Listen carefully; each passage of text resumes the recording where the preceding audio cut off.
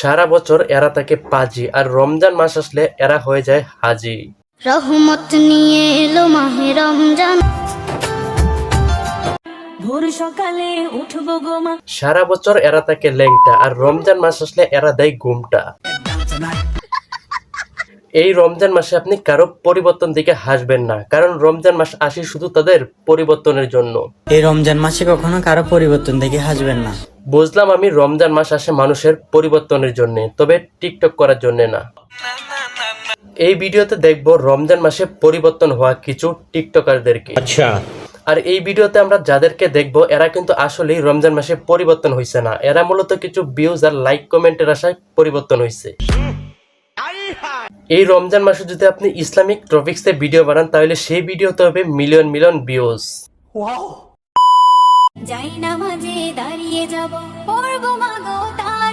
রমজান মাস আসার পর উনি হয়ে গেছে পুরাই হাজি, আর রমজান মাস যাওয়ার পর উনি হয়ে যাবে পুরাই পাজি, ঠিক এরকম।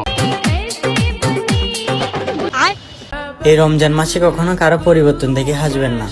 আসলে আপনি রমজান মাসে কারো পরিবর্তন দেখে হাসবেন না, তবে টিকটকারদের রমজান মাসের পরিবর্তন দেখে আপনি শুধু কান্না করবেন।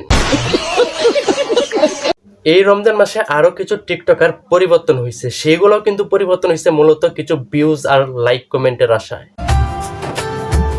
দেখে আপনার কাছে মনে হইতে পারে সে একজন হাজি, কিন্তু আসলেই সে একটা পাজি। সারা বছর এদের মাথায় কোনো কাপড় থাকে না, আর রমজান মাস আসার পরপরই এরা হয়ে যায় মক্কার খেজুর। রোজা রাখবেন ভালো কথা, তবে এটা টিকটক এসে বলা লাগে কেন? মানে এটা কি রমজানের পরিবর্তন নাকি বন্ডামি? বন্ডামির জন্য সেরা যদি কেউ তাইকে থাকে তাহলে আমাদের দেশের টিকটকাররাই হলো সেরা। এলো এলো এলো আজ মাহে রমজান। এইটা হইতেছে রমজান মাসের পরিবর্তন, আর রমজান মাসের আগে কিরকম পরিবর্তন ছিল এটা দেখবেন না? তাহলে চলুন সবাই মিললেই দেখে আসি।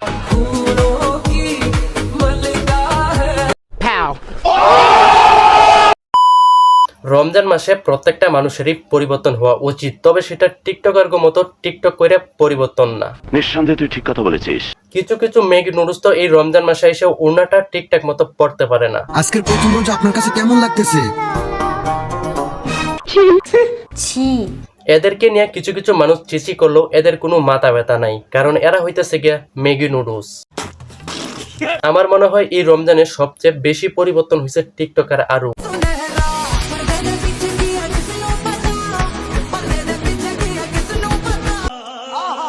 রমজান মাস আসলে এরা হয়ে যায় আল্লাহর ওলি, আর রমজান মাস গেলে এরা হয়ে যায় শয়তানের শালি। আর এই সমস্ত শয়তানদের শালিদের থেকে দূরে থাকুন, সুস্থ থাকুন, আনকাট সাকিবের সাথেই থাকুন। আর ভিডিওটা যদি আপনার কাছে ভালো লাগে তাহলে like, comment, share and subscribe করতে ভুলবেন না।